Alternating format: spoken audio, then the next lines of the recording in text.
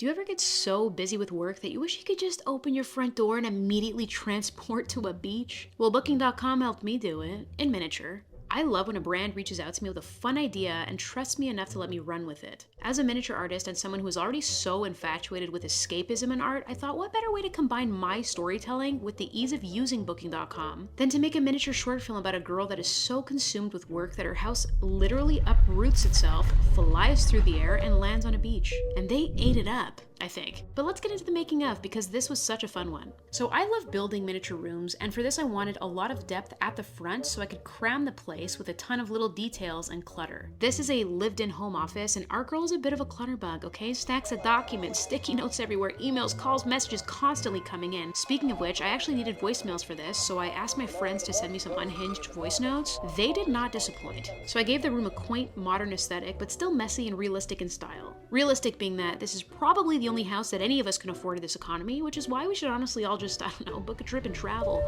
Hey, you guys ever heard of Booking.com? Now, while I was busy inside, my buddy Dustin started on the beach, and we went big, using a lot of papier-mâché on each platform, sculpting rolling waves and sand mounds. Dustin also handed me the palm trees, and they came out beautifully. Now, one of my favorite parts of this project was how much of it we actually did practically. How do you show a house lifting off? Clouds moving past a window, a flying building, and at first I thought we cheated on screens, but then I remembered, okay, how insanely committed I am to this craft. We actually had an electronic height-adjustable desk in the studio, so I orchestrated a plan. We put all the background buildings on it, and while the desk moved down, we shook the room, flickered the lights, and shifted the sunlight in real time. And it worked perfectly. For the sky, we made a board of fluff that slowly moved past the window while I sprayed a smoke machine to make it kind of feel like we were traveling through a large cloud.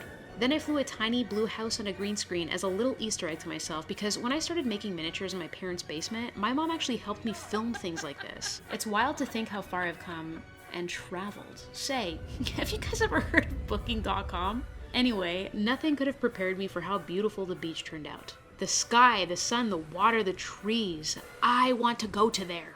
But really, I was just so in awe of the little world we built, and I'm so proud of how it turned out. So I hope you guys go watch it. Thanks for watching. Bye.